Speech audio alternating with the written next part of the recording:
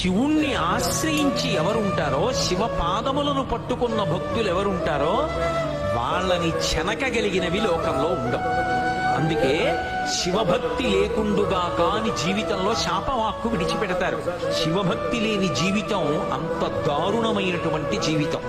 కాబట్టి మహానుభావుడు ఆ హాలాహలాన్ని స్వీకరించి ఉదరము లోకంబులకును సదనంబకు తెరిగి శివుడు చటుల విషగ్నిన్ కుదురుకొనే కంఠబిలమున పదిలంబుగా నిలిపే సూక్ష్మ ఫలరసము క్రియన్.